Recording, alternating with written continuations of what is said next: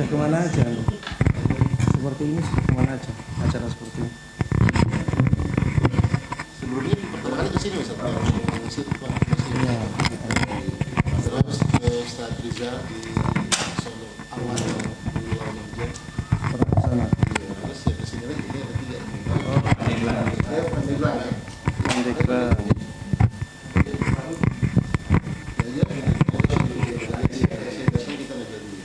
Ini yang ketiga Ustaz. Oh, Masya Allah. Pesertanya ya segini nih. Bertambah Ustaz, waktu pertama kan kita cuma 20 Berapa? orang.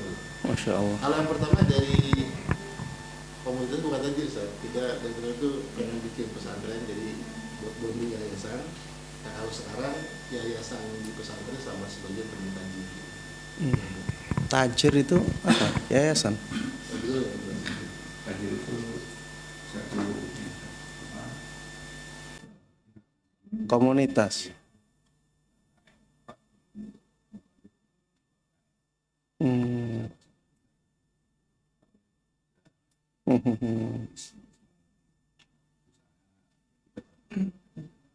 Itu dari semua teman-teman dari semua seluruh Indonesia. ketika kita bikin secara online. Itu dari waktu itu dari beberapa orang di Indonesia. Baik. Bismillahirrahmanirrahim. Alhamdulillahirabbil alamin. Wassalatu wassalamu ala asyrafil anbiya'i wa sayyidil mursalin. Nabiyyina Muhammadin wa ala alihi wa sahbihi wa man tabi'ahum bi ihsanin ila yaumiddin. Allahumma inna nas'aluka bi asma'ikal husna wa sifatikal ula an tu'allimana ma yanfa'una wa an tanfa'ana bima 'allamtana wa an tazidana 'ilman wa 'amala wa an taj'ala hadzal 'amal khalisan liwajhikal karim wa an tusahhila lana umurana wa talabana fil 'ilmi wa an tusliha lana qulubana wa syu'unana kullaha wa alla takilana ila anfusina tarfata 'ain innaka waliyyu dzalika wal qadiru 'alaih. Jemaah sekalian, hadirin dan hadirat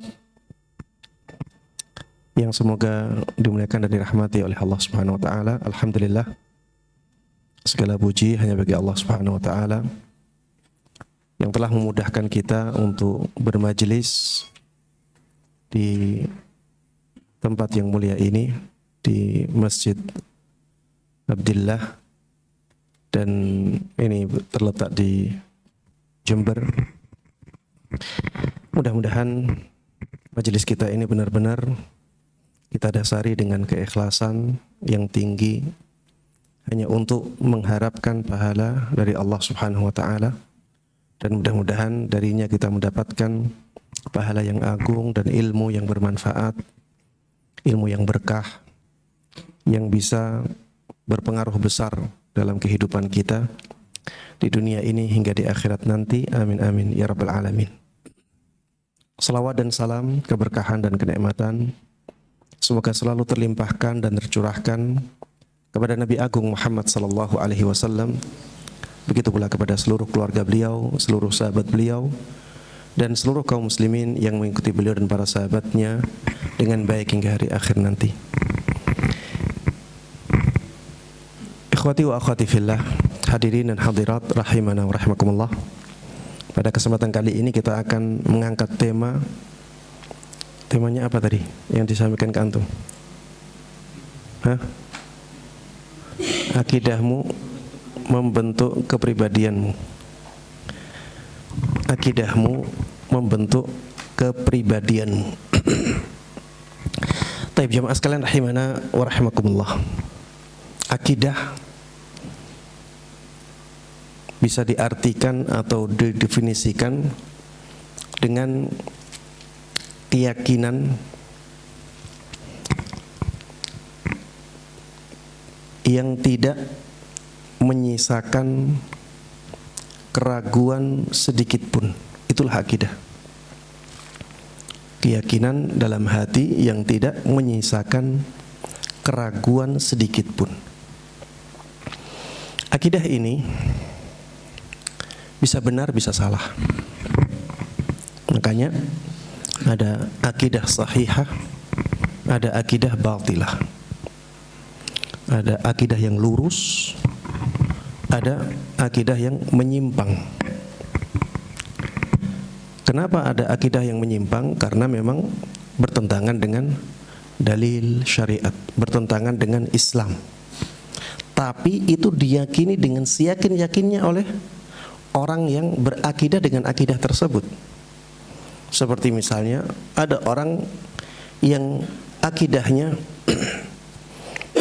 bahwa Nabi Isa itu anaknya Allah. Nabi Isa itu anaknya Allah.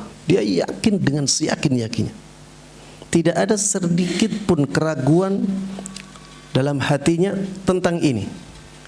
Maka kita katakan ini adalah akidah, dan akidah ini adalah akidah yang menyimpang. Ini akidah tapi menyimpang. Yang kita maksud dalam tema kajian kita pada kesempatan kali ini adalah akidah yang sahihah. Jadi keyakinan di dalam hati yang tidak menyisakan keraguan sedikit pun, tapi keyakinan tersebut keyakinan yang benar. Jamaah sekalian rahimana rahimakumullah, kepribadian kita itu sangat dipengaruhi oleh akidah kita. Akidah kita sangat besar pengaruhnya terhadap kejiwaan kita, terhadap kepribadian kita. Dan akidah ini mencakup banyak hal, ya, mencakup banyak hal. Akidah bisa diartikan atau bisa disamakan dengan keimanan, ya, iman kita kepada sesuatu. Makanya kalau dikatakan akidah, itu maknanya sebenarnya adalah keimanan kita. Akidah yang paling inti ya keimanan kita kepada 6 hal yang Allah sebutkan dan Rasulullah SAW sebutkan, yang disebut oleh para ulama sebagai rukun iman. Itulah akidah yang paling inti. Akidah kita terhadap Allah, iman kita kepada Allah Subhanahu wa ta'ala. Akidah kita kepada kitab-kitabnya, iman kita kepada kitab-kitabnya. Akidah kita kepada para rasulnya, iman kita kepada para rasulnya. Akidah kita kepada para malaikatnya, iman kita kepada para malaikatnya. Akidah kita kepada hari akhir, iman kita kepada hari akhir. Akidah kita kepada takdir Allah Subhanahu wa ta'ala, iman kita kepada takdir. Para jamaah sekalian rahimana wa rahimakumullah, keimanan yang paling inti adalah keimanan kepada Allah. Keimanan kepada Allah. Ini keimanan yang paling inti. Semua rukun iman itu kembalinya kepada iman kepada Allah. Kembalinya kepada iman kepada Allah Subhanahu wa ta'ala. Kalau tidak ada iman kepada Allah, maka tidak ada iman kepada kitabullah. Tidak ada iman kepada malaikat-malaikat Allah. Tidak ada iman kepada rasul-rasul Allah. Begitu sampai akhir. Makanya iman kepada Allah inilah yang paling penting. Dan semua rukun iman itu kembalinya ke sini. Semua rukun iman kembalinya kepada iman kepada Allah Subhanahu wa ta'ala. Dan iman kepada Allah Subhanahu wa ta'ala itu kembalinya kepada tauhid. Iman kepada Allah Subhanahu wa ta'ala kembalinya kepada tauhid. Di sana ada tauhid rububiyah, di sana ada tauhid uluhiyah, di sana ada tauhid asma wa sifat. Baik, sampai di titik ini, apa hubungan antara akidah dengan tauhid? Kita tadi berbicara tentang akidah, ada akidah yang sahihah, ada akidah yang batilah. Kemudian kita berbicara bahwa akidah itu iman. Kemudian kita katakan iman itu ada 6. Intinya iman kepada Allah Subhanahu wa taala. Kemudian iman kepada Allah Subhanahu wa taala ini mencakup tauhid, atau intinya adalah tauhid. Dan tauhid ini terbagi menjadi 3. Terus berarti tauhid dengan akidah hubungannya apa? Tauhid itu bagian dari akidah. Tauhid itu bagian dari akidah. Jadi akidah itu lebih umum daripada tauhid. Taib. Tauhid, ya. Antum kemarin udah belajar tentang definisi tauhid, disampaikan ya? Hah?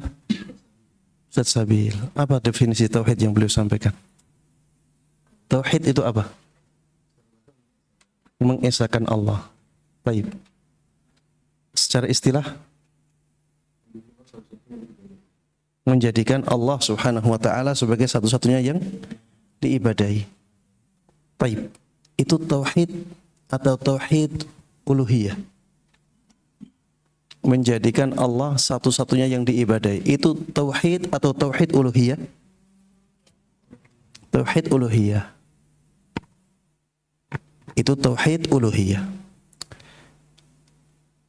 Apa definisi yang bisa mencakup tauhid rububiyah, tauhid uluhiyah, dan tauhid asma wa sifat? Sudah disebutkan kemarin? Belum? Baik. Tauhid intinya adalah mengesahkan Allah dalam hal yang merupakan keistimewaan Allah Subhanahu wa taala. Mengesahkan Allah dalam hal-hal yang merupakan keistimewaan Allah Subhanahu wa taala. Ya, kalau definisi tauhid ini, maka ini mencakup tauhid rububiyah, tauhid uluhiyah, tauhid asma wa sifat. Karena keistimewaan Allah itu ada 3. Keistimewaan dalam rububiyah, keistimewaan sebagai Rabb. Rabb itu pencipta, pemilik, pengatur. Ini keistimewaan dalam rububiyah sebagai Rabb. Dan Rabb itu pencipta, pemilik, dan pengatur. Kemudian yang kedua, keistimewaan Allah yang kedua adalah keistimewaan dalam uluhiyah. Sebagai ilah, sebagai sesembahan. Makanya tauhidnya namanya tauhid uluhiyah. Mengesahkan Allah dalam ibadah-ibadah kita. Kemudian yang ketiga, keistimewaan Allah dalam bab nama dan sifat-sifat Allah. Inilah tauhid asma wa sifat, ya. Baik, jamaah sekalian rahiman rahimakumullah. Tauhid mengesahkan Allah Subhanahu wa taala yang merupakan bagian dari keimanan, bagian dari akidah. Ini sangat besar pengaruhnya terhadap kepribadian kita. Inilah ya topik inti dari pembahasan kita, ya. Bahwa tauhid ini itu sangat besar pengaruhnya terhadap kepribadian seseorang. Ya, ini saya kasih contoh-contoh ya.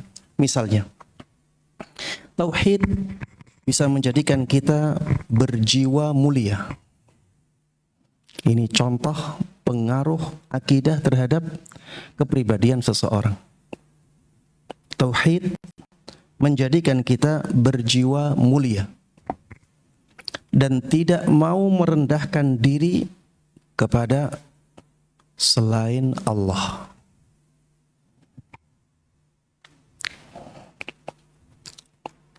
Di antara dalil yang menunjukkan hal ini adalah firman Allah Subhanahu wa taala di dalam surat Al-Imran. Allah Subhanahu wa taala berfirman, "Wala tahinu wala tahzanu wa antumul a'launa in kuntum mu'minin." Wala tahinu. Jangan sampai kalian merasa hina, merasa rendah diri. Wala tahzanu, Jangan sampai kalian bersedih. Wa antumul a'laun in kuntum mu'minin. Kalian itu kaum yang paling tinggi. Kalian itu kaum yang paling tinggi derajatnya apabila kalian beriman. Tadi iman apa? Tadi iman itu apa? Sama dengan akidah. Iman itu sama dengan akidah. In kuntum mu'minin. Kalau kalian benar-benar beriman, maka kalian akan mulia. Kalian akan menjadi umat manusia yang paling mulia. Makanya semakin kuat tauhid seseorang, dan ini bagian dari keimanan seseorang, ini bagian dari akidahnya dia, maka semakin mulia jiwa dia. Dan dia tidak mau merendahkan dirinya di hadapan manusia. Dia tidak mau merendahkan dirinya di hadapan manusia karena dia tahu dia tidak boleh seperti itu. Tidak boleh nunduk-nunduk, ya. Tidak boleh dia lebih menundukkan dirinya kepada makhluk Allah Subhanahu wa taala daripada ketundukan dirinya kepada Allah Subhanahu wa taala. Dakwah Islam itu dakwah tauhid. Dan dakwah tauhid adalah dakwah yang menjadikan manusia merdeka. Tidak menjadi hambanya makhluk Allah Subhanahu wa taala. Berbeda dengan dakwah-dakwah yang bertentangan dengan dakwah Islam. Muaranya kepada penghambaan kepada selain Allah. Kalau kita menghamba kepada selain Allah, padahal selain Allah rendah, maka kita pun akan menjadi rendah. Beda kalau kita benar-benar mentauhidkan Allah Subhanahu wa taala, benar-benar hanya menghamba kepada zat yang maha tinggi ini. Maka jiwa kita akan menjadi jiwa yang mulia. Jiwa kita akan menjadi jiwa yang mulia karena kita hanya menghamba kepada kepada Allah yang paling mulia tersebut. Coba lihat ya. Orang-orang yang tidak mentauhidkan Allah, mereka menjadi manusia yang rendah, yang hina. Ada yang menyembah sapi. Coba bayangkan. Sapi disembah. Padahal suruh membaca tulisan saja nggak bisa sapi. Sapi disembah. Berarti kan dia merendahkan dirinya di hadapan sapi. Ada yang menyembah batu, merendahkan dirinya di depan batu. Ada yang menyembah pohon. Dia merendahkan dirinya di depan pohon. Dan antum bisa lihat ya, penyembahan-penyembahan kepada selain Allah. Mereka itu hina-hina. Orangnya hina karena dia menghinakan diri di depan sesuatu yang dengan dirinya pun lebih hina. Lebih mulia mana manusia dengan sapi? Lebih mulia mana manusia dengan pohon? Manusia dengan batu? Manusia dengan jin? Lebih mulia manusia. Allah Subhanahu wa taala bahkan sampai mengatakan walaqad karramna bani Adam. Kami telah memuliakan anak keturunan Adam. Maka harusnya mereka tidak menundukkan dirinya kepada selain Allah Subhanahu wa taala. Dakwah Islam itu memerdekakan manusia dari penyembahan kepada selain Allah menuju ya penyembahan kepada Allah semata. Baik. Contoh yang kedua, ya ini contoh bahwa tauhid itu sangat besar pengaruhnya terhadap kejiwaan dan kepribadian seseorang. Tauhid menjadikan kita berjiwa kaya dan tidak bergantung kepada orang lain. Orang kalau tauhidnya kuat, maka dia akan berjiwa kaya. Dia tidak merasa membutuhkan orang lain. Dia tidak bergantung kepada orang lain. Kenapa demikian? Karena orang yang tauhidnya kuat, dia akan selalu kembali kepada Allah. Dan dia akan menjadi orang yang merasa hanya butuh kepada Allah saja, sehingga dia tidak terlalu bergantung kepada orang lain. Beda dengan orang yang kurang atau lemah dalam tauhidnya kepada Allah Subhanahu wa taala. Lihatlah para nabi. Ya. Para nabi itu karena tauhidnya kuat, mereka tidak terlalu memikirkan atau bergantung kepada orang lain.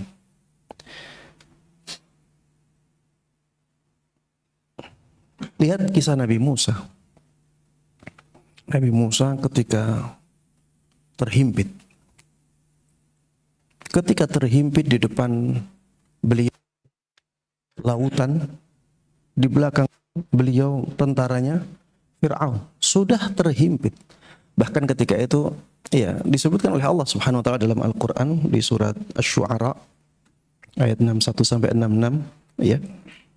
Allah Subhanahu wa taala mengatakan falamma tara al-jam'ani qala ashabu Musa inna lamudrakun. Falamma tara al-jam'an, ketika dua kelompok ini sudah bisa saling melihat saking dekatnya. Qala ashabu Musa inna lamudrakun. Pengikutnya Nabi Musa mengatakan kami benar-benar akan dikejar, akan terkejar oleh mereka. Kita semuanya akan binasa ini. Karena memang tujuannya Nabi Musa apa? Membinasakan mereka semuanya. Tujuannya Fir'aun membinasakan Nabi Musa dan bala tentaranya semuanya. Ini Fir'aun ini membawa seluruh kekuatannya, kerajaannya, pasukannya, semuanya dibawa. Apa kata Nabi Musa? Qala inna ma'iya rabbi sayahdin. Inna ma'iya rabbi. Sesungguhnya Rabbku itu bersamaku. Sayahdin. Dan dia akan memberikan petunjuk kepadaku. Coba Nabi Musa sekarang nggak butuh kepada para sahabatnya. Nabi Musa kembali kepada Allah. Aku punya Allah, aku punya Rabb. Dan Rabb ini akan memberikan petunjuk kepadaku, akan mengarahkan aku bagaimana nanti. Inilah orang yang tauhidnya kuat. Nabi Muhammad sallallahu alaihi wasallam ketika sudah terhimpit, ya ketika itu beliau mau hijrah bersama Abu Bakar. Ketika akan hijrah, beliau menuju ke Gua Thawr. Gua Thawr ini di sebelah selatan kota Makkah.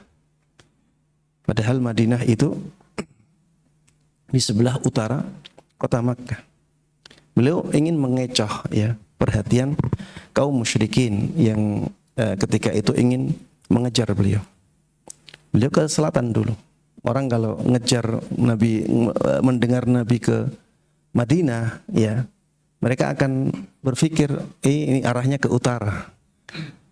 Nabi Muhammad SAW ke selatan dulu. Itu sudah ke selatan masih terkejar. Ternyata mereka bisa membaca langkah dari ontanya Nabi Muhammad SAW sampai di depan Gua Thawr. Sampai di depan Gua Thawr. Abu Bakar ketika itu sudah sangat khawatir sekali. Karena mereka sudah di depan gua. Dan Gua Thawr itu bukan gua yang dalam, bukan. Guanya tidak dalam. Sehingga sampai ya sahabat Abu Bakar itu mengatakan kalau saja mereka itu melihat ke bawah, maka mereka sudah bisa melihat kita.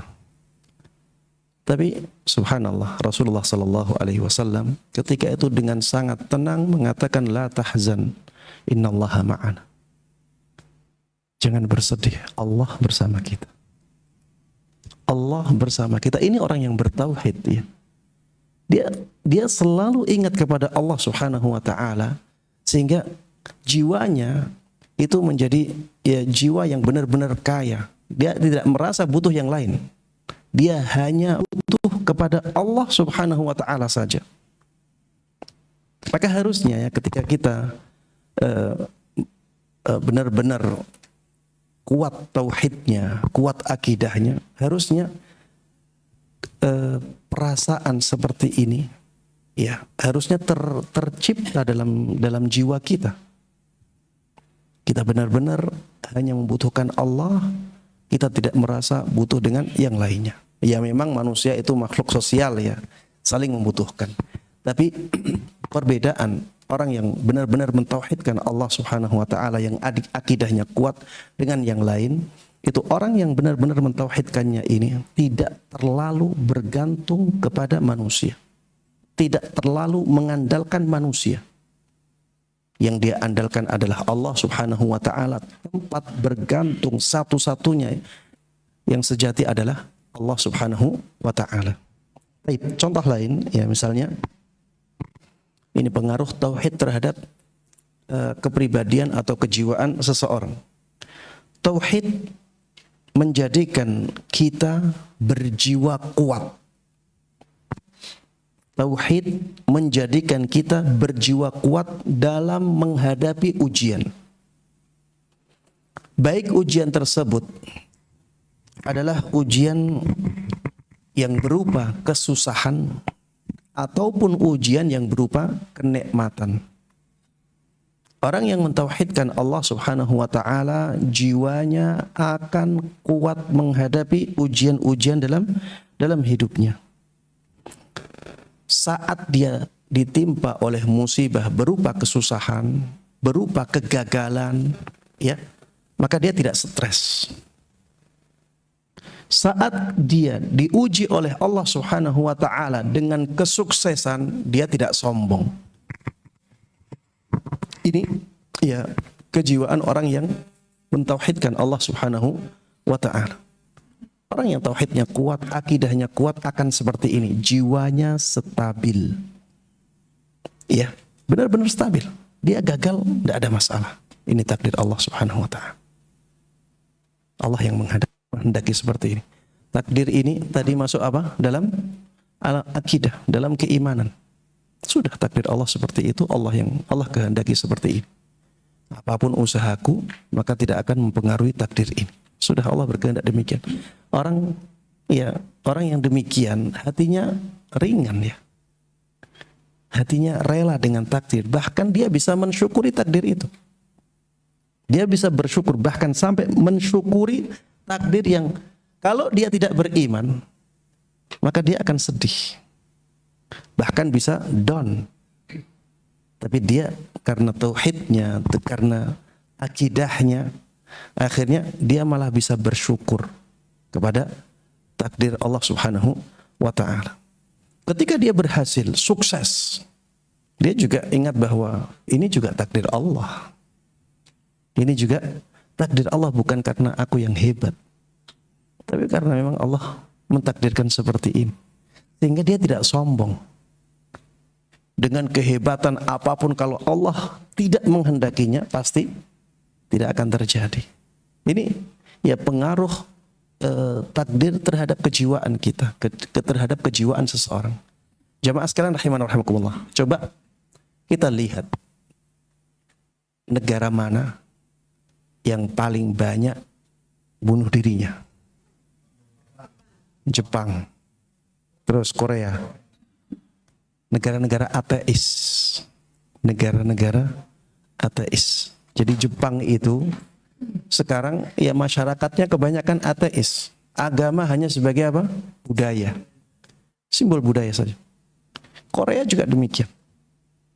Negara-negara komunis, orang komunis dialah orang yang paling jauh dari agama, dari tauhid, paling jauh. Makanya kejiwaan mereka menjadi sangat rapuh, sangat lemah. Dibalik bisa, negara mana yang paling sedikit bunuh dirinya? Negara-negara Islam.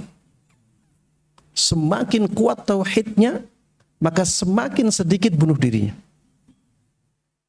Ini pengaruh tauhid terhadap kepribadian seseorang, terhadap kejiwaan seseorang.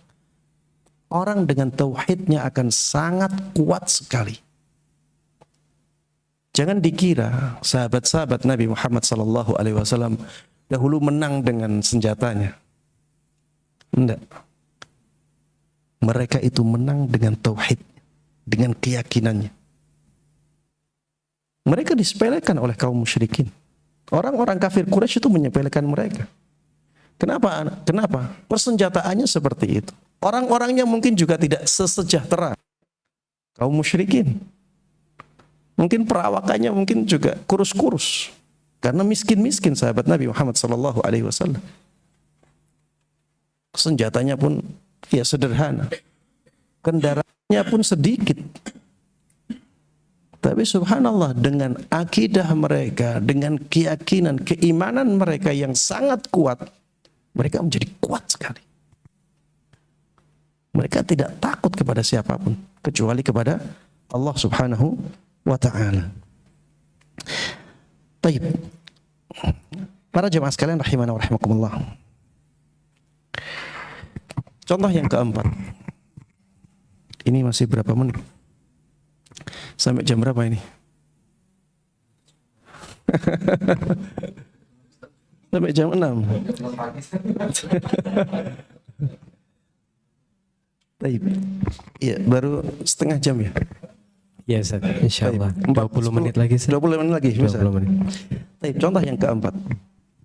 Tauhid menjadikan kita berjiwa pemberani. Orang yang tauhidnya kuat, dia akan menjadi orang yang sangat pemberani. Orang yang akidahnya kuat akan menjadikan dia sangat pemberani. Karena tauhid dan akidah seseorang menuntut dia untuk tidak takut kecuali kepada Allah. Tidak takut kecuali kepada Allah. Kalau antum mengaku mentauhidkan Allah, harusnya antum tidak takut kepada jin. Harusnya seperti itu. Walaupun tabi'i, harusnya demikian. Iya, kalau orang tauhidnya benar-benar kuat, ya, berarti antum masih takut. Ya, orang yang tauhidnya kuat harusnya nggak takut kepada jin. Iya, adalah takut tabi'i itu ada.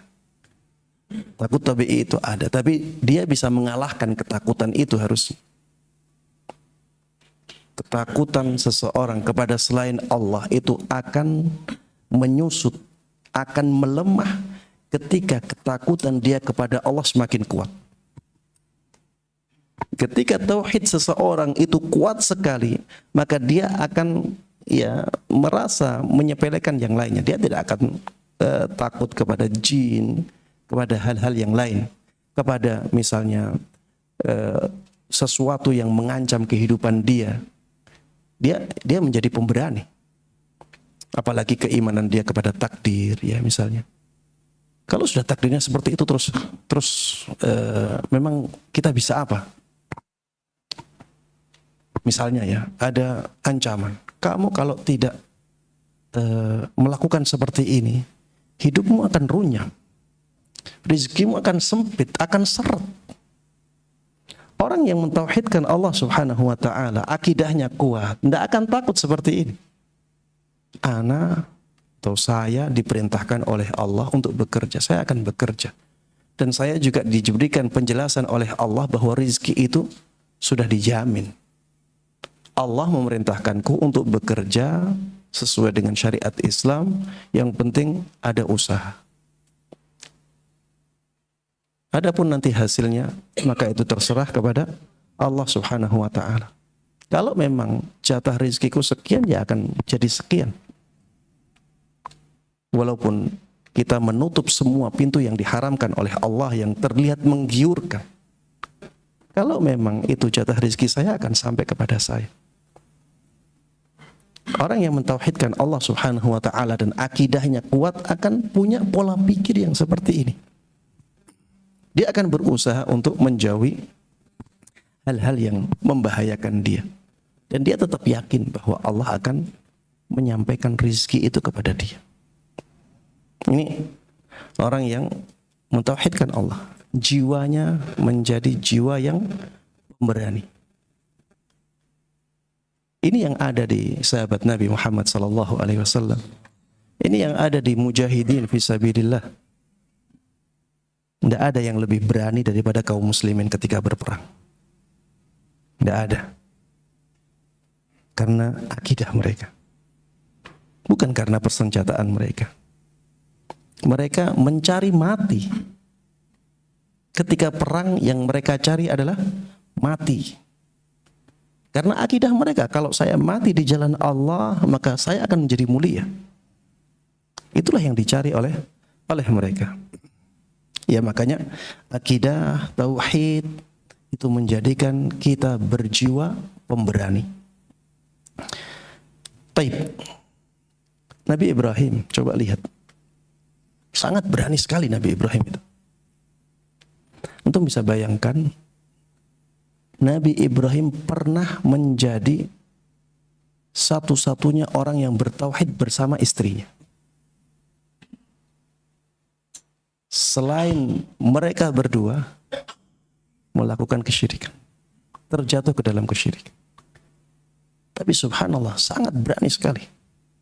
Sampai diabadikan di dalam Al-Quran perkataan beliau, wa kaifa akhafu ma asyraktum wa la takhafuna annakum asyraktum billah. Ini di Al-An'am ayat 81.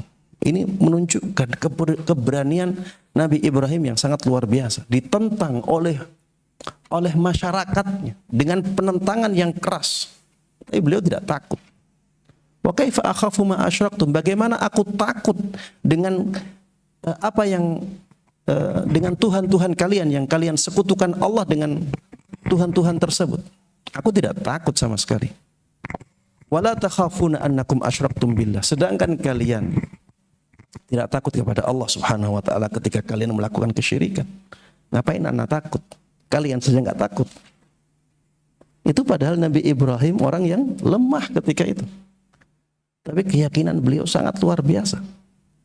Coba lihat keberanian Nabi Ibrahim ya ketika menghancurkan berhala-berhala. Untuk bisa bayangkan Nabi Ibrahim masih muda ketika itu. Berhala-berhala itu dihancurkan semuanya, kecuali berhala yang paling besar. Ini keberanian yang luar biasa. Dan akhirnya ya kejadian itu ya menjadikan beliau akhirnya dibakar dengan api yang sangat besar. Tapi lihat ya bagaimana Allah Subhanahu wa taala menolong hamba yang sangat dicintainya ini. Coba lihat Nabi Ibrahim tidak takut meninggalkan istrinya sendirian.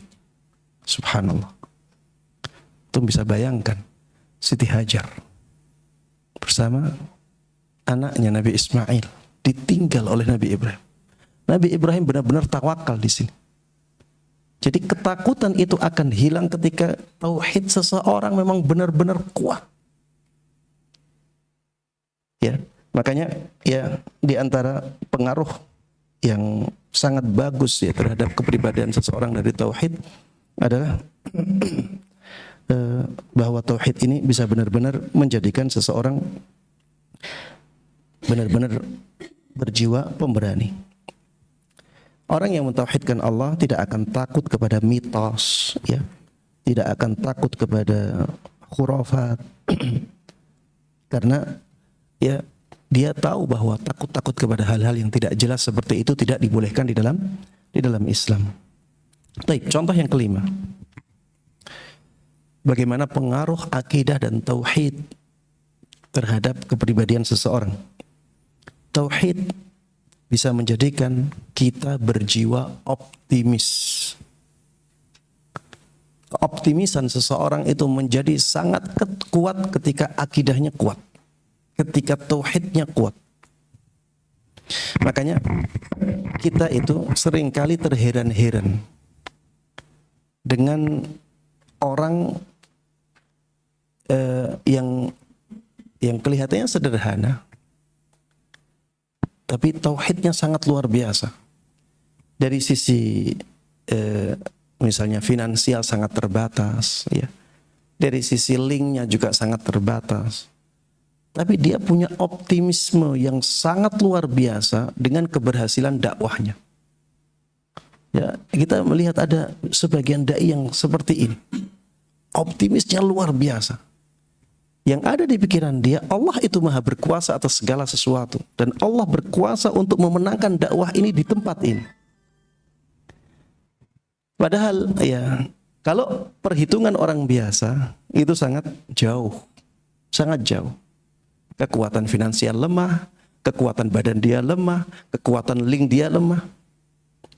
Tapi karena keyakinan, akidah yang sangat luar biasa, tauhid yang sangat luar biasa, optimisnya ini benar-benar sangat tinggi.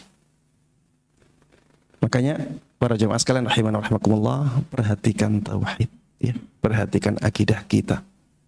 Ini yang menjadikan jiwa kita itu jiwa yang benar-benar menjadi jiwa yang optimis dengan kebaikan. Ya, kita sebagai seorang yang mukmin, ya, percaya bahwa Allah Subhanahu wa taala berkuasa atas segala sesuatu. Allah berkuasa untuk mencabut kekuasaan dari seseorang dalam sekejap mata. Allah berkuasa untuk memberikan kekuasaan kepada orang dalam sekejap mata juga. Allah berkuasa untuk mengambil harta seseorang walaupun banyak, ya, sebanyak apapun hartanya dalam sekejap mata. Allah berkuasa untuk mematikan seseorang yang tadinya sehat bugar, mati seketika bisa. Berkuasa atas segala sesuatu. Keyakinan ini menjadikan seseorang punya optimisme yang sangat tinggi di dalam kehidupannya. Contoh yang keenam, ya, tauhid dan akidah akan menjadikan kita bahagia. Ketika tauhid dan akidah seseorang itu sangat kuat, menancap di hati dia, maka dia akan menjadi manusia yang bahagia. Orang yang akidahnya kuat, yang tauhidnya kuat, dia akan sangat bahagia ketika bermunajat dengan Allah Subhanahu wa taala. Dia akan menjadi sangat bahagia ketika berdoa, meminta kepada Allah. Ada kenikmatan di sana. Dan beda, ya. Beda antara orang yang akidahnya biasa-biasa saja berdoa dengan orang yang akidahnya kuat berdoa. Ada kenikmatan yang luar biasa ketika seorang yang berakidah kuat ini bermunajat kepada Allah Subhanahu wa taala. Antum tahu ya munajat, ya? Apa artinya munajat? Memohon. Terus apa bedanya munajat dengan doa ini? Bermunajat dalam bahasa Arab itu artinya berbisik-bisik dengan Allah. Bermunajat dalam bahasa Arab itu artinya berbisik-bisik dengan Allah Subhanahu wa taala. Jadi seakan Allah itu sangat dekat. Makanya cukup dengan bisikan. Itulah bermunajat. Ketika dia bermunajat dengan Allah Subhanahu wa taala, dia merasa ada kebahagiaan yang luar biasa. Ketika dia sholat, ketika dia beribadah, ada kebahagiaan yang luar biasa di sana. Belum lagi nanti ketika bertemu dengan Allah Subhanahu wa taala. Ketika kembali kepada Allah Subhanahu wa taala, ada kebahagiaan. Lahumul busyra fil hayatid dunya wa fil akhirah. Orang-orang yang dikasihi oleh Allah, yang mereka beriman dan bertakwa, mereka mendapat kabar gembira.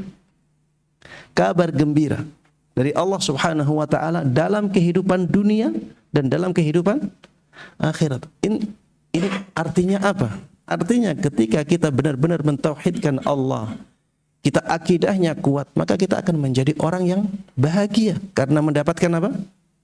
Mendapatkan kabar gembira dari Allah Subhanahu wa taala, ya. Makanya ketika kita, ya, melupakan Allah Subhanahu wa taala, kehidupan kita akan menjadi dongkah, menjadi sempit. Hati kita akan menjadi galau, kita akan menjadi gelisah. Kalau kita lihat, ya, obat hati, itu sebenarnya muaranya kepada ketaatan semuanya. Makanya Allah katakan ala bidzikrillahi tatmainnul qulub. Hanya dengan berzikir kepada Allah hati menjadi tenang. Hati yang tenang itulah hati yang bahagia. Dan tidak ada tidak ada ketaatan yang lebih tinggi daripada tauhid kepada Allah Subhanahu wa taala. Makanya Allah seringkali menyebut tauhid itu di awal amal-amal kebaikan yang lainnya. Wa qada rabbuka alla ta'budu illa iyyah wa bil walidaini ihsana, misalnya. Allah telah memutuskan agar kalian tidaklah menyembah, tidaklah beribadah kecuali kepada Allah semata. Ini tauhid. Wa bil walidaini ihsana, dan agar kalian berbakti kepada kedua orang tua dengan bakti yang sebenarnya. Intinya dengan tauhid yang kuat, dengan akidah yang kuat, maka kita akan mendapatkan kebahagiaan yang besar. Baik. Contoh yang keberapa ini? Ketujuh. Ya.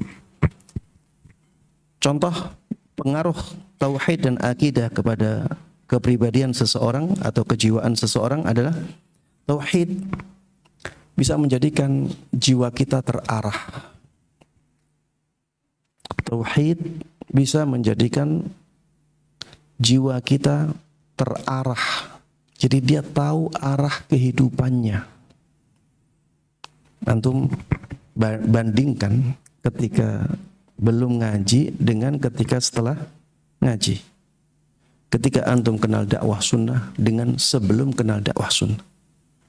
Ketika seseorang sudah kenal dakwah sunnah, sudah ngaji, sudah mantap dengan hidayah ini, dia itu selalu terngiang-ngiang dalam pikirannya, wa ma khalaqtul jinna wal insa illa liya'budun. Selalu ini. Aku tidaklah ciptakan jin dan manusia kecuali agar mereka beribadah. Orang kalau sudah menjadikan ini sebagai tujuan, target utama kehidupannya, sudah ya. Dia kehidupannya akan teratur, terarah. Dia tahu kemana harus melangkah. Dia tahu kemana harus melangkah. Apabila di depan ada pilihan-pilihan, ada godaan-godaan, yang dia nomor satukan adalah akhirat. Itulah tujuan dia hidup. Orang yang akidahnya kuat akan seperti ini. Dan inilah yang menjadikan orang yang akidahnya kuat itu sulit untuk digoda.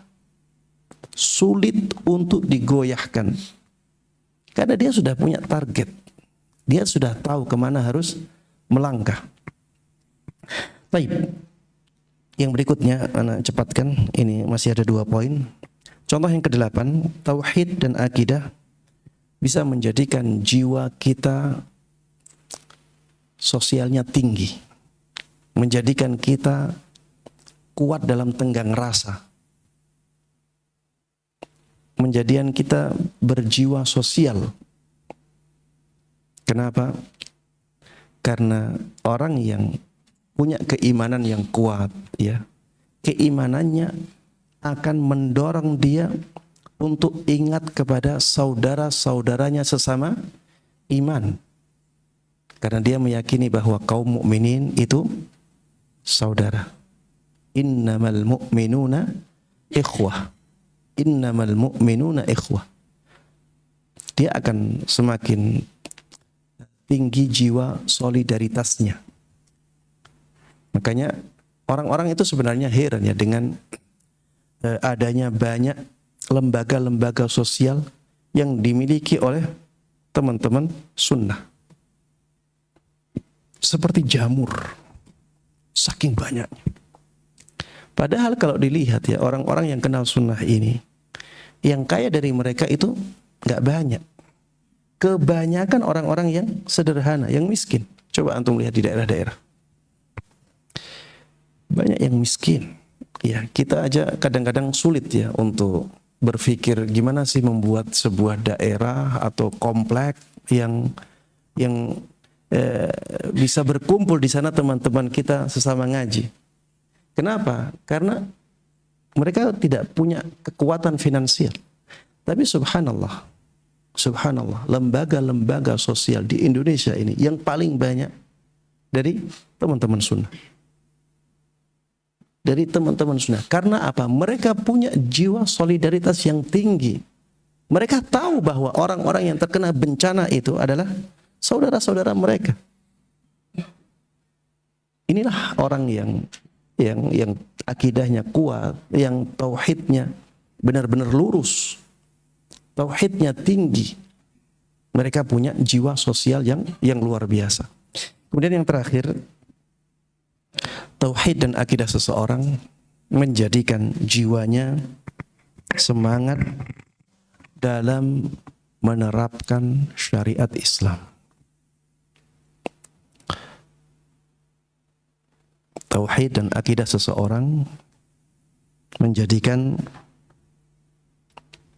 dia berjiwa semangat dalam melakukan syariat Islam. Dan ini sangat terlihat ya, antum lihat diri antum sendiri sebelum antum lihat orang lain. Antum ketika mengenal sunnah, ketika mulai ngaji, terlihat ya, antum punya semangat yang tinggi dalam menerapkan syariat Islam. Ketika tahu ini sunnah Nabi, antum semangat. Bedakan dengan sebelum kenal sunnah. Dan termasuk di antara keistimewaan dakwah sunnah itu adalah titik berat dakwah sunnah ini terhadap akidah. Dakwah sunnah ini menitik beratkan kepada akidah. Kekuatannya di akidah. Kalau orang akidahnya tidak kuat, maka dia akan lemah dan malas menjalankan syariat. Beda dengan orang yang akidahnya kuat, tauhidnya sudah lurus, maka dia akan punya semangat yang besar dalam menjalankan sunnah Nabi SAW, walaupun ilmu mereka masih sedikit. Walaupun ilmu mereka masih sedikit, walaupun mereka menutup diri dari semua pintu bid'ah. Harusnya kan orang kalau dia senang kepada bid'ah, itu jalan untuk kebaikan yang dalam pandangan dia kan banyak sekali. Tapi mereka malah malas. Beda dengan orang-orang yang kenal sunnah, ya, yang akidahnya sangat kuat.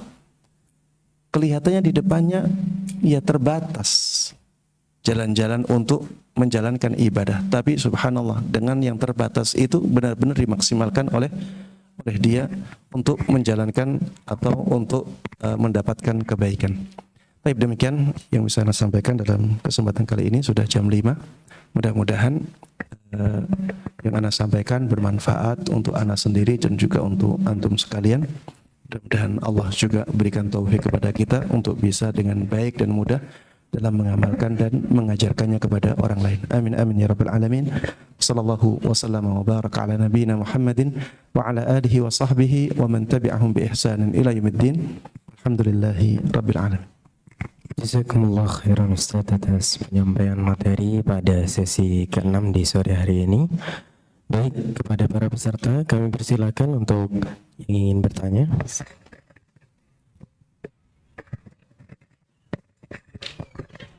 Bismillahirrahmanirrahim. Assalamualaikum Ustaz. Jazakallah khairan atas ilmunya. Ustaz mau nanya mengenai tauhid. Bagaimana kiat-kiat kita agar tauhid kita tuh kuat, Ustaz? Takut kita kepada Allah. Tauhid, iya. Tauhid. Tauhidnya. Iya. Bagaimana agar tauhid kita kuat? Ya, yang pertama yang harus kita lakukan tentunya adalah belajar tauhid dengan benar. Kita harus belajar tauhid yang benar itu yang bagaimana.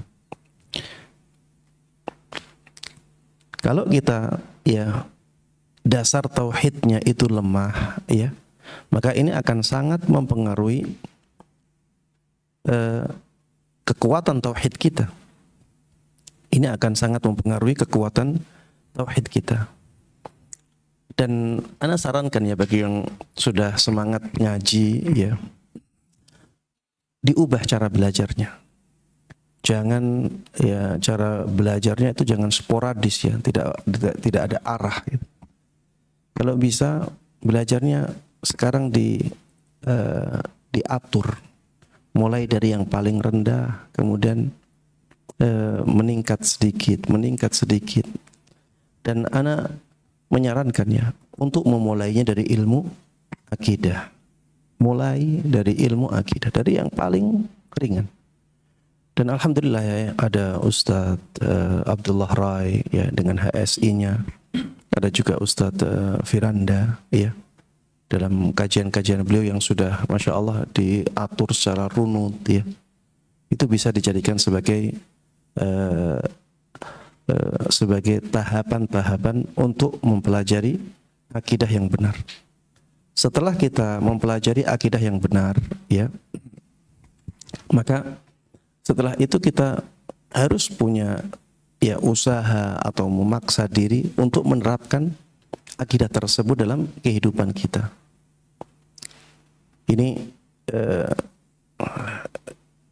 ilmu itu ya seringkali sulit untuk kita terapkan kalau kita tidak memaksa diri kita untuk melakukannya. Ya seperti misalnya sholat ya, sholat rawatib. Itu kalau kita tidak memaksa diri untuk sholat rawatib ya, mungkin seringkali kita akan tinggalkan. Ya, kita harus paksa.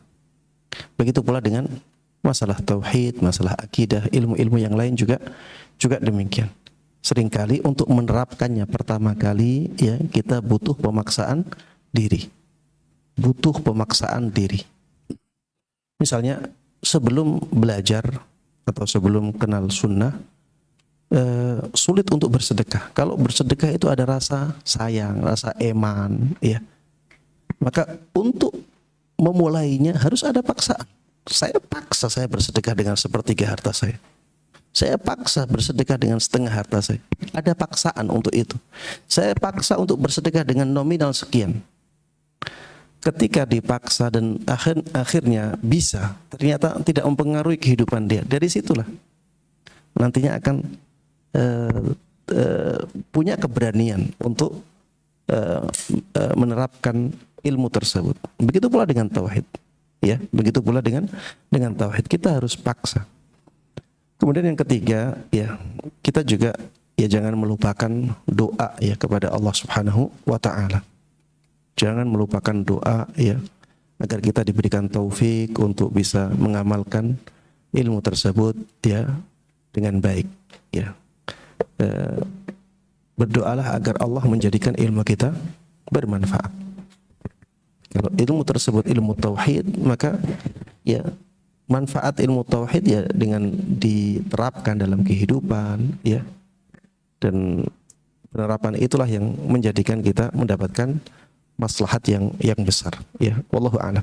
Ya itu yang ana tahu untuk menguatkan tauhid kita. Yang pertama harus belajar dan belajarnya harus lurus. Yang kedua harus memaksakan diri untuk menerapkannya ya, terutama di awal-awal. Kemudian yang ketiga banyak berdoa kepada Allah Subhanahu wa taala. Wallahu a'lam. Baik. Baik, syukran Ustaz, jazakumullah khairan atas jawaban yang telah diberikan. Baik, kami persilakan kembali kepada peserta yang lainnya yang ingin bertanya. Silakan, insyaallah kita masih ada waktu sekitar 10 menit. Dari ibu-ibu mungkin ada. Oh boleh insyaallah Bu, di luar tema Ustaz. Ya, silakan. Ya. Bismillahirrahmanirrahim. Assalamualaikum Ustadz. Pertanyaannya adalah kebutuhan olahraga bagi wanita muslimah kan juga sangat diperlukan. Kemudian ada umahat yang membuka tempat olahraga khusus bagi para akhwat. Iya, ini Ustaz Syafiq ini. Oh ya, harusnya Ustadz Syafiq ya. Iya. Baik. Iya, terus Di sana tuh ada tempat berenang khusus untuk umahat, tempat gym, ada tempat salon juga seperti itulah. Yang bikin juga Masya Allah salah satu umahat yang sudah sudah belajar, sudah ngaji gitu. Lalu pertanyaannya adalah berenang dengan lalu yang berenang itu dengan pakaian renang muslimah ya Ustadz. Iya. Jadi tetap dengan rok, celana dan jilbabnya. Terus apakah hal ini diperbolehkan secara syariat? Karena ada umahat juga yang mengatakan dalam kitab Umdatul Mar'ah bahwa hal ini dilarang. Tapi jadi kita agak bingung juga, mohon penjelasannya Ustadz. iya. Ustadz. Iya. masalah-masalah yang seperti ini itu masalah yang memang ya terbuka lebar adanya perbedaan pendapat di kalangan para ulama ya. Mungkin yang mengatakan bahwa itu tidak dibolehkan ya karena melihat bahwa hal ini mungkin dia melihat bahwa sulit bagi kaum muslimah untuk tetap menjaga batasan-batasan syariat di tempat-tempat yang seperti itu. Akan ada hal-hal yang ya jelas bertentangan dengan syariat, mungkin saja ya pandangannya seperti itu sehingga hal ini menjadikan beliau menutup pintu ini. Ini kaidahnya satu dzari'ah ya atau satu dzara'i, menutup pintu yang sebenarnya mubah karena dikhawatirkan pintu tersebut ya bisa menjerumuskan ke dalam kesalahan atau ke dalam hal-hal yang dilarang.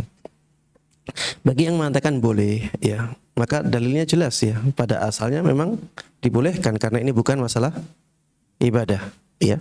Pada asalnya dibolehkan, ini bukan masalah ibadah.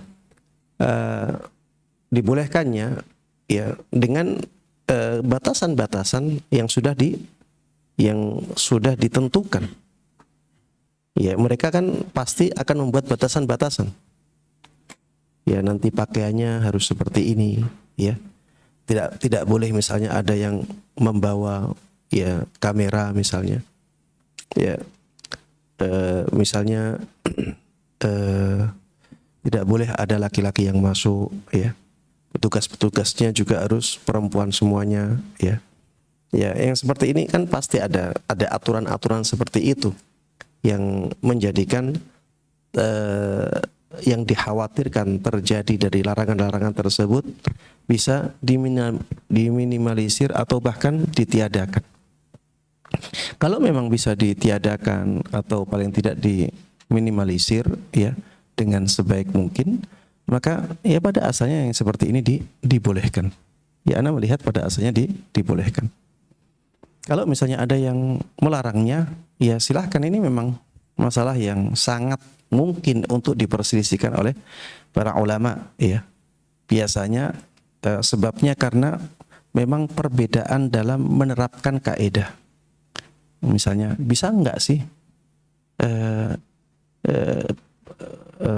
pelanggaran-pelanggaran syariat itu dihindarkan?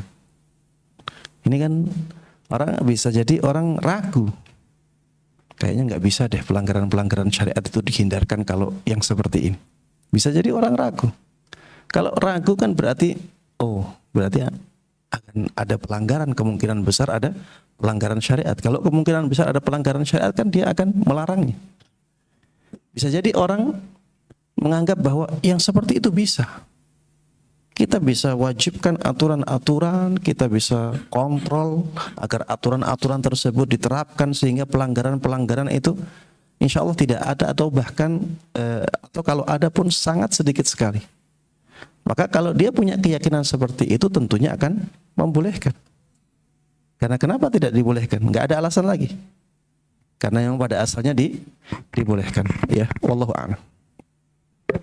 Baik, syukron Ustaz, jazakumullah khairan katsiran wa barakallahu fikum atas jawaban yang telah diberikan. Baik, mungkin cukup para peserta, Bapak Ibu, atau masih ada pertanyaan lagi?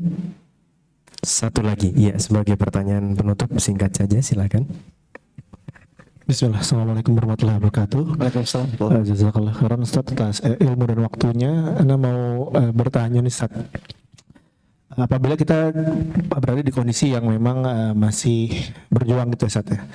Berjuang. Kemudian di mana ada kaum muslimin juga teman yang meminta bantuan. Dan kita berusaha untuk membantunya juga dengan keadaan yang kita juga mepet Ustaz. Tapi niatnya memang ikhlas karena Allah dan meminta harapan juga terhadap Allah bisa bantu kita Ustaz. Nah, pemikiran kayak gitu salah nggak ya Ustaz? Atau hanya cukup dengan ikhlas bantu karena Allah dah, sisanya ntar Allah yang atur. Bagaimana Ustaz? Terima kasih Ustaz. Barakallahu fiik. Ya, pertanyaan yang bagus ya.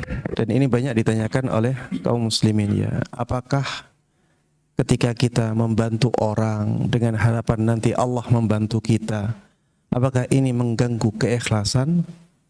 Jawabannya tidak ya. Ini tidak mengganggu keikhlasan sama sekali. Kenapa?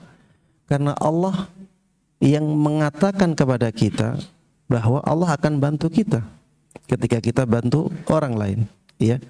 Hal jazaul ihsan illal ihsan.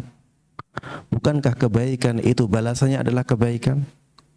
Jadi kalau kita bantu orang, maka kita akan dibantu oleh Allah Subhanahu wa taala. Rasulullah sallallahu alaihi wasallam juga mengatakan, wallahu fi aunil 'abd ma kana al-'abdu fi auni akhihi. Allah akan selalu menolong seorang hamba selama hamba itu selalu menolong saudaranya. Jadi kenapa ini dikatakan oleh Nabi? Untuk memberikan motivasi kepada diri kita.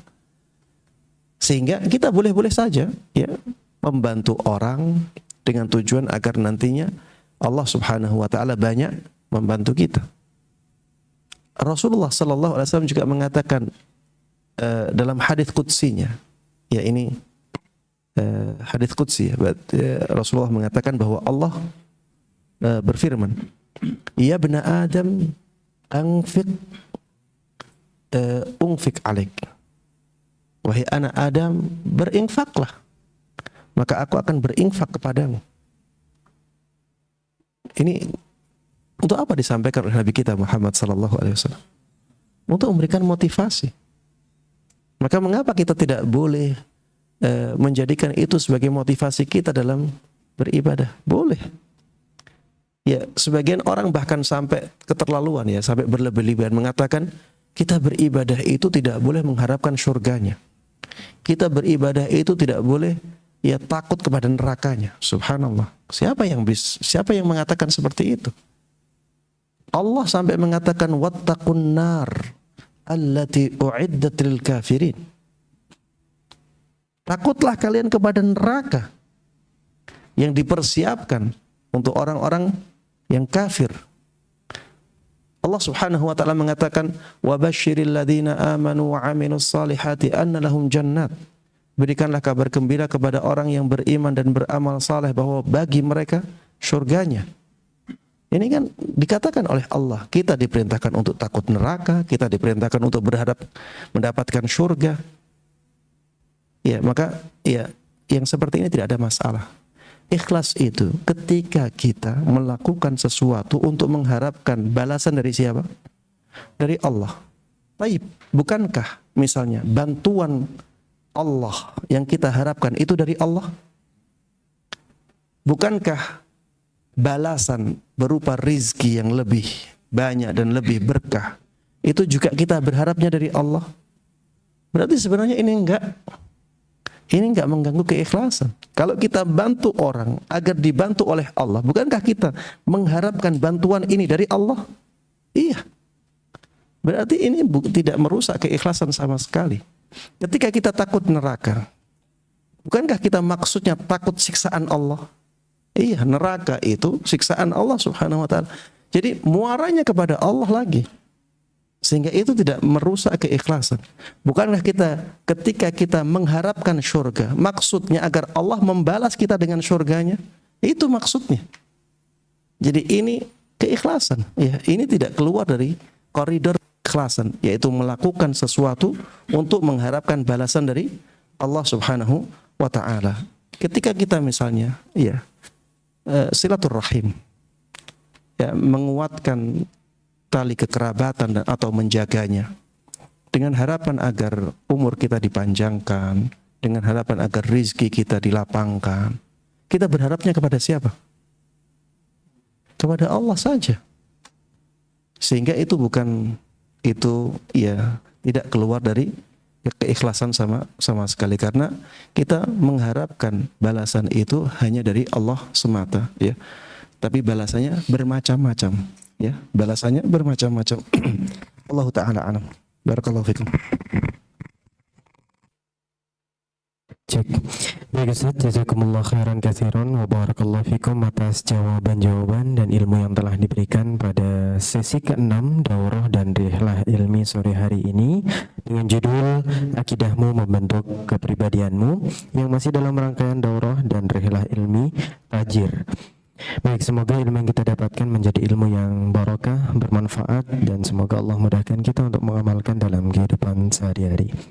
Baik, kepada para peserta kami juga ucapkan terima kasih jazakumullah khairan atas partisipasinya sampai pada sesi yang ke-6 di sore hari ini. Insyaallah kita bertemu lagi besok dan itu menjadi sesi terakhir kita pada rangkaian daurah dan rihlah ilmi, dan insyaallah besok kita akan bersama guru kita Ustaz Dr. Muhsin Syarafuddin MHI hafizahullah taala yang bertempat insyaallah di gazebo perumahan dosen STDI Imam Syafi'i Jember. Baik, kita tutup sesi ke-6 di sore hari ini dengan doa kafaratul majelis. Subhanakallahumma bihamdika asyhadu an la ilaha illa anta astaghfiruka wa atubu ilaik. Wassalamualaikum warahmatullahi wabarakatuh.